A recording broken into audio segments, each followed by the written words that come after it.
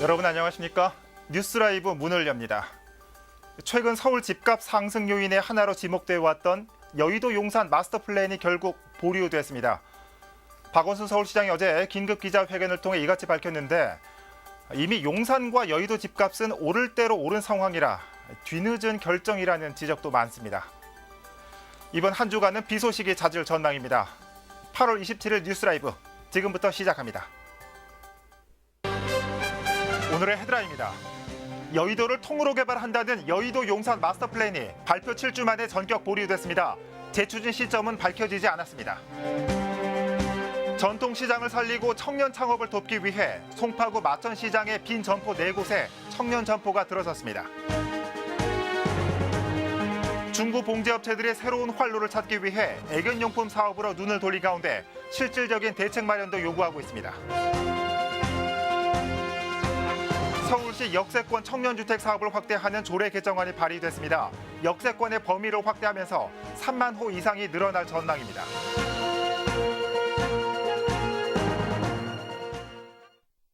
박원순 서울시장이 여의도와 용산을 재개발하는 이른바 여의도 용산 마스터 플랜 추진을 전면 보류한다고 밝혔습니다. 박 시장은 어제 긴급 기자회견을 통해 이같이 밝히고 주택시장이 안정화될 때까지 개발 계획을 전면 보류한다고 말했습니다. 이와 함께 집값 안정화를 위해 공공주택 공급을 확대하는 등 정부의 부동산 정책에 적극 협력한다는 뜻을 밝혔습니다. 한편 지난달 초 여의도 용산 마스터 플랜 발표 이후 영등포는 서울 시내 최고 상승률을, 용산구는 서울에서 세 번째로 높은 집값 상승률을 보였습니다. 최근 여러 자치구에서 전통시장을 살리기 위해 청년 상인들을 육성하는 사업을 펼치고 있습니다. 송파구에서도 올해부터 전통시장의 활기를 불어넣는 방안으로 마천시장의 청년 상인들을 유치하기로 했습니다. 보도에 최윤영 기자입니다. 40여 년간 명맥을 이어온 송파구 마천시장입니다. 170여 개의 점포가 들어선 이 전통시장은 전체 상인의 80% 가까이가 60세 이상으로 상인 고령화가 두드러진 곳입니다. 손님들로 북적였던 시장 골목골목은 이제는 빛바랜 사진 속에서만 확인할 수 있습니다. 4, 50년간 오랜 동안 여기 생업을 해오신 분들이 연세가 굉장히 지금 많으십니다. 보통 60대 이상 되시는 분들이 거의 한 7, 80% 차지하고요. 그러다 보니까 여기에 새로운 상품들이 유입이 안 됩니다. 송파구가 침체기를 걷고 있는 전통시장을 살리기 위해 나섰습니다. 마천시장의 빈 점포 4곳을 청년 점포로 세 단장해 고령화된 전통시장에 젊은 바람을 불어넣겠다는 겁니다. 송파구는 우선 다음 달 중순을 목표로 젊은 층에 맞는 차별화된 업종을 선별할 계획입니다. 선정된 청년 상인들에게는 앞으로 1년간 창업 초기 자생력을 높일 수 있도록 점포 임대료와 교육 등이 지원됩니다. 총 소요 비용의 70%를 지원을 해드리고요. 임차료, 운영 기반, 인테리어 이 정도로 지원이 가능합니다. 그다음에 기타로는 이제 교육, 컨설팅, 홍보, 마케팅 지원이 이루어질 예정입니다. 또 기존 상인과 청년 상인들 간의 상생을 위한 간담회도 주기적으로 마련될 예정입니다. 청년 상인들이 침체되는 전통시장에 새로운 활기를 불어넣을지 주목됩니다. 딜라이브 서울 경기 케이블 TV 태윤영입니다.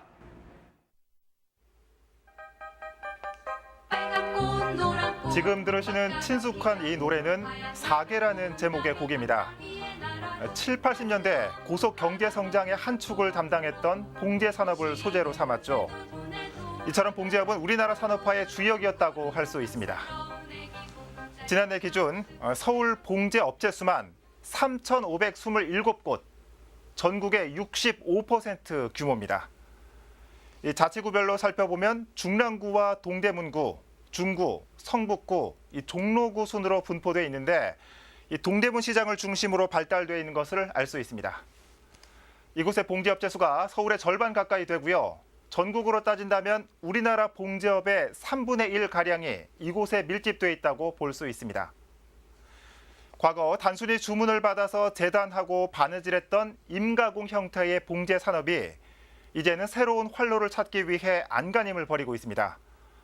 봉제 기술자 양성 교육과 작업 환경의 개선, 자체적인 유통망과 브랜드 구축까지 최근에는 트렌드를 반영해서 반려동물의 옷을 만드는 봉제업체들도 늘고 있습니다.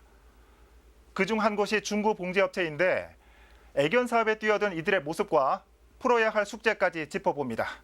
진기훈 기자입니다. 봉제업의 위기를 극복하고자 중구 봉제업체들이 눈길을 돌린 건 애견 애묘용품 생산입니다. 현재 애완용품 시장의 규모는 5조 원으로 점점 커지고 있습니다. 인력 부족과 외국 저가 브랜드의 시장 잠식 등 봉제업의 위기를 극복하고자 했던 시도가 서울시 공모사업 당선이라는 결과로 이어진 겁니다. 새 판로 개척과 봉제 인력 양성이라는 일석이조의 효과를 노렸습니다. 의류 시장이 너무 침체돼 있고 또 환류가 또 필요한 시점이라고 보고 이제 크게 봐서는 이제 후진 양성 쪽에도 비중을 많이 두고 있습니다. 또 시장 개척도 마찬가지지만. 지역 내 37개 업체가 협의체의 형태로 참여하고 패턴과 봉제, 디자인과 유통까지 의류 생산의 모든 단계를 포함한 하나의 브랜드를 내기로 했습니다. 마케팅 분석과 디자인 확보 등 대부분의 준비를 마쳤지만 정작 생산을 못하고 있습니다. 우선 사업 주체인 서울시에서 당선 사례를 3곳에서 8곳으로 늘리면서 지원금 액수도 8천만 원에서 3,500만 원으로 대폭 줄었습니다. 브랜드 런칭에는 턱없이 모자란 액수가 된 건데 이 지원금마저도 구청에 묶여 있습니다. 구의회의 예산 승인 절차를 아직 거치지 못했고 공무원들의 인사 이동과 휴가 기간이 겹치면서 지원금 지급이 미뤄진 것. 업체들의 속은 타들어갑니다. 돈은 안 들어와서도 우리 조합 차원에서는 돈이 지속적으로 계속 나가고 있어요. 홈페이지도 또 제작을 해야 되고 우리 또 그 브랜드명도 정해졌으니까 로고도 좀 있으면 좋겠다. BI도 있었으면 좋겠다 해서 좀 뭐 그런 것들. 돈은 그래서 계속해서 꾸준히 지출이 되고 있어요. 답답한 행정에 대한 개선 요구와 더불어 봉제업자들은 봉제업을 살릴 지자체의 실질적 대책도 요구하고 있습니다. 중구에는 등록된 업체만 1,300여 곳, 5천 명이 넘는 인원이 봉제업에 종사하고 있지만 구의 지원 사업 대부분은 봉제뿐만 아니라 패션업계 전체를 목표로 설정해 남대문 시장이나 신평화 패션타운 등 의류 유통업계로 집중된다는 지적입니다. 그런 어떤 지원을 전혀 혜택을 못 받고 그래서 우리가 지금 현재 협동조합도 만들고 연합회도 구성하고 지금 그러고 있거든요. 우리 이제 목소리를 좀 키우려고 하고 있는 거죠. 이에 중구도 혁신공장 모델을 구축하고 봉제 작업장 실태 조사와 환경 개선 등 지원책을 펴는 한편 작년 말 의류 패션 지원센터를 열어 마케팅 지원이나 일감 연계 작업도 하고 있다는 입장입니다. 그다음에 그분들의 목소리를 많이 담아서 앞으로 사업하는 데도 반영을 많이 할 생각이거든요. 그래서 그분들께서 정말 효과적이고 좋은 그런 사업 아이디어를 또 주시고 하면 저희도 반영을 많이 해서. 하지만 봉제업계는 가장 시급한 인력 부족 문제를 해결할 대책이 없다는 등 현장 상황과 겉도는 지원책들이 실효를 거두지 못하고 있다고 주장합니다. 비전문가들이 우리를 돕겠다고 하는 것이 좀 넌센스인 것 같아요. 봉제 산업에 정말 중요한 맥락을 짚지를 못하고 남의 다리를 걷고 있는 것 같은 생각이 들어요. 시와 자치구의 지원책과 봉제업계 현장의 목소리가 엇박자를 타는 가운데 상인들의 아이디어로 시작된 이번 사업이 성공적인 사례로 자리 잡기 위해선 현장의 목소리에 귀 기울이는 행정이 뒷받침돼야 할 것으로 보입니다. 딜라이브 서울경기 케이블 TV 진기훈입니다.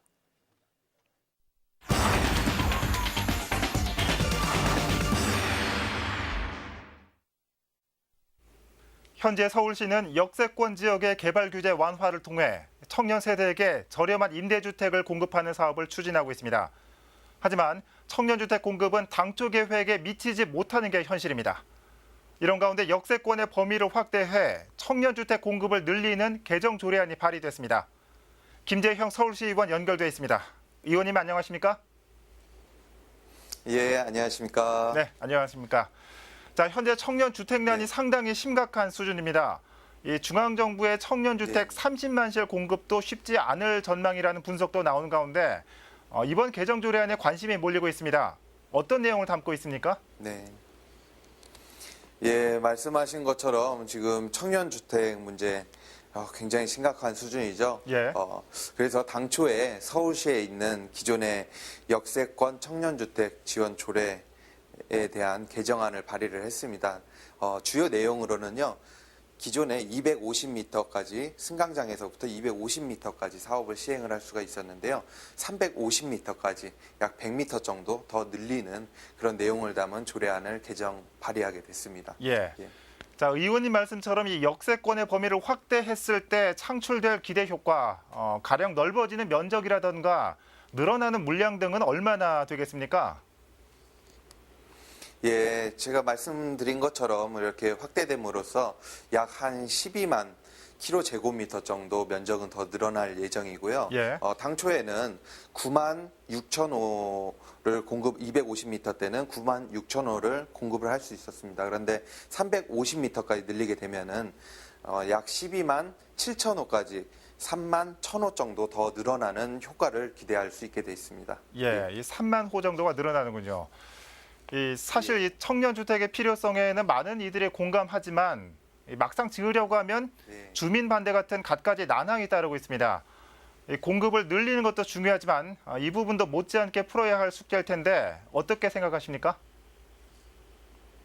네, 맞습니다. 말씀하신 것처럼 일부는 반발이 있을 수도 있습니다. 하지만 이 청년 주거 문제가 사회적인 문제로 지금 돼 있고 이 공공 부분에서는 이런 부분들을 해소해 나가야 됩니다. 그래서 지역 주민들이 이 한정된 청년들이 입주하는 임대주택에 관해서는 아무래도 조금 시간이 지나면은 이해할 수 있지 않을까 싶습니다. 그리고 더욱이 이 사업을 시행을 할 때는 20% 이상의 공공기여를 해야 됩니다. 그 안에는 청년 지원 센터라든가 아니면 경제 활성화를 위해서는 더 공공에서 지원을 아끼지 않기 때문에 이러한 우려라든가 그런 거는 데이터화돼 있지 않고 앞으로는 조금 더 이해 범위가 더 넓어지지 않을까 싶습니다. 예.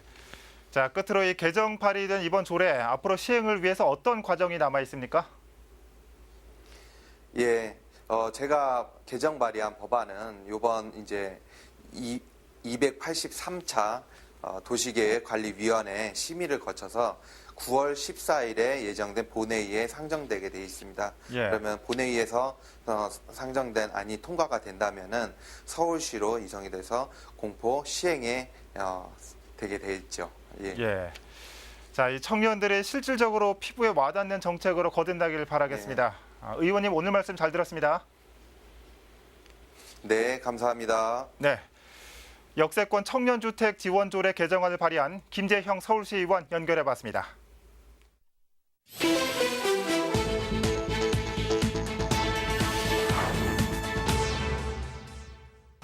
오늘 새벽 3시 30분쯤 성산대교 북단 인근에서 승용차가 중앙분리대를 들이받아 운전자가 사망하는 사고가 발생했습니다.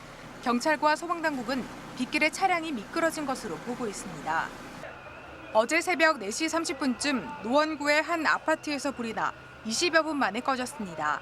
이 불로 80대 남성 1명이 연기를 들이마셔 병원으로 이송됐고 주민 5명이 대피했습니다. 소방당국은 부엌에서 불이 시작된 것으로 보고 정확한 화재 원인을 조사하고 있습니다. 25일 오후 5시 30분쯤 종로구 젊음의 거리 인근에서 가로수가 쓰러졌습니다. 이 사고로 다친 사람은 없었지만 인근 도로가 20여 분 동안 통제됐고 신호 대기 중이던 차량 한 대가 파손됐습니다. 경찰과 소방당국은 뿌리가 약한 가로수가 바람의 영향으로 쓰러진 것으로 보고 정확한 사고 원인을 조사하고 있습니다. 뉴스라이브 사건 사고였습니다.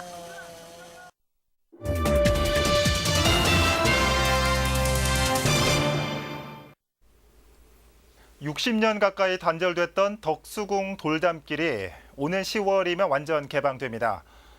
영국 대사관에 막힌 일부 구간이 지난해 개방된 데 이어 마지막 남은 70m도 오는 10월이면 개방되면서 1.1km 길이의 덕수궁 둘레길이 완성되는 겁니다.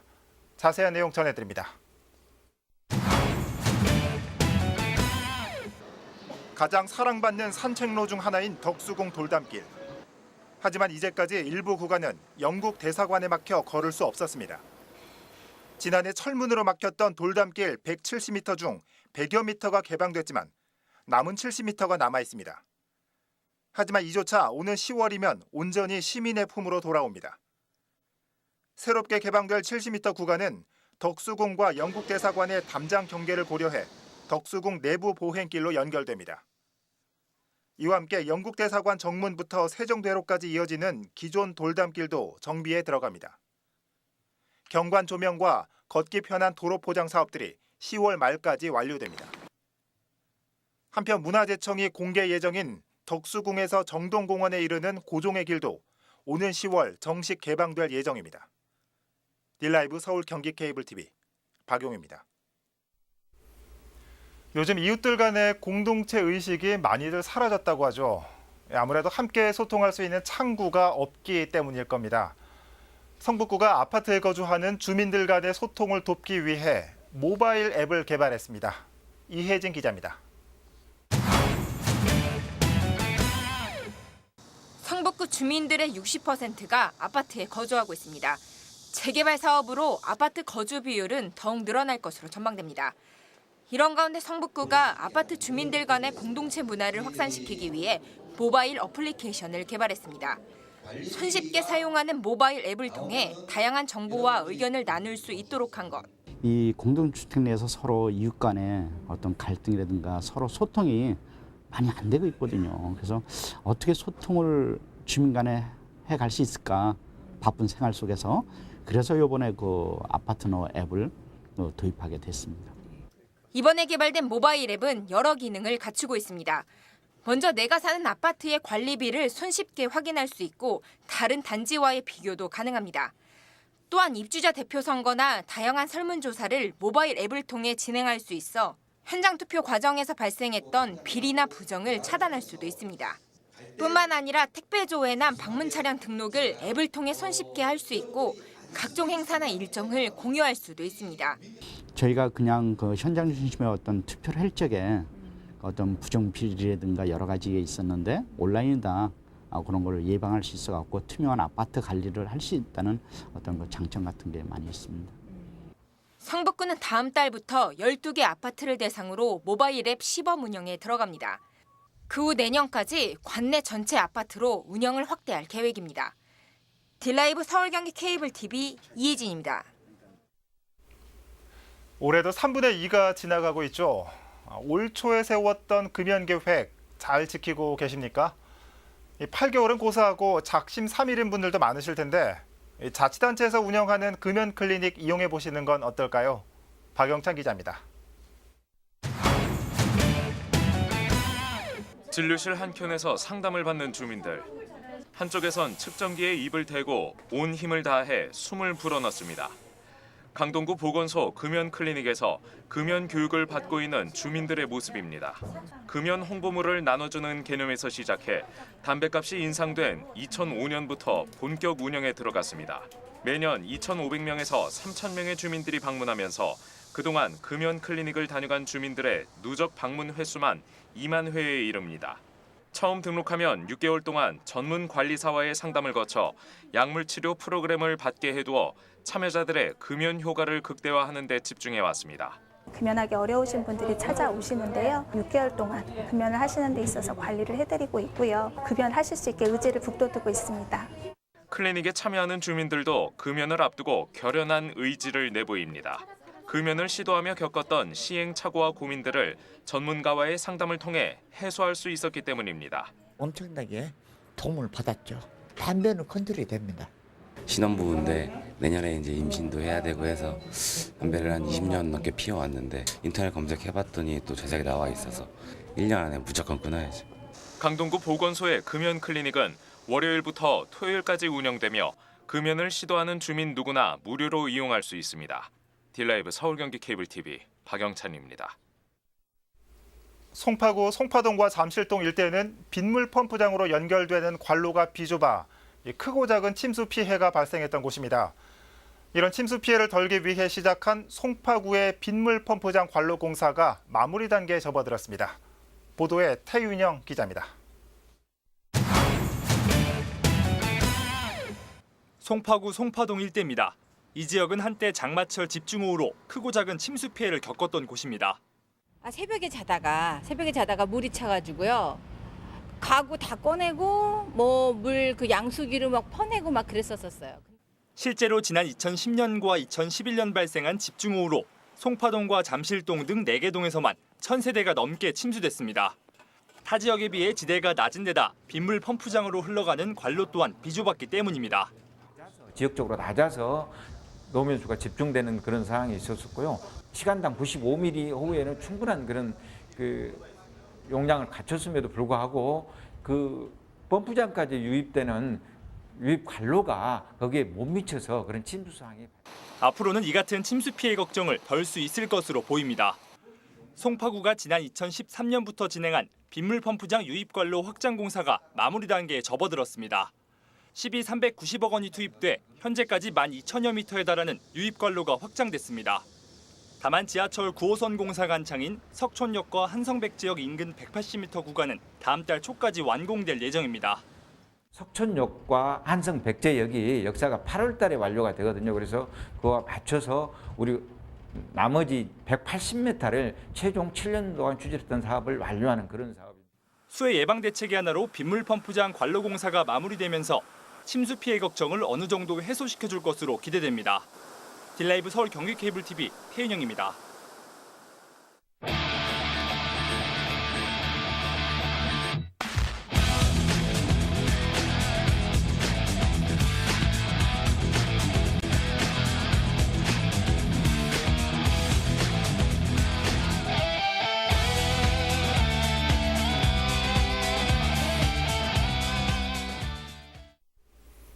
서울시 교육청이 지난 10일부터 도입한 학생 청원의 첫 안건은 자사고의 일반고 전환 반대 이슈입니다. 이미 일부 자사고 학생과 학부모들이 이를 반대하며 등록금 납부 거부까지 나섰습니다. 자사고 폐지를 재선 대표 공약으로 내세웠던 조희연 교육감이 이번 첫 청원에 어떤 대답을 내놓을지 관심이 집중되고 있습니다. 뉴스라이브 마칩니다. 시청해주셔서 고맙습니다.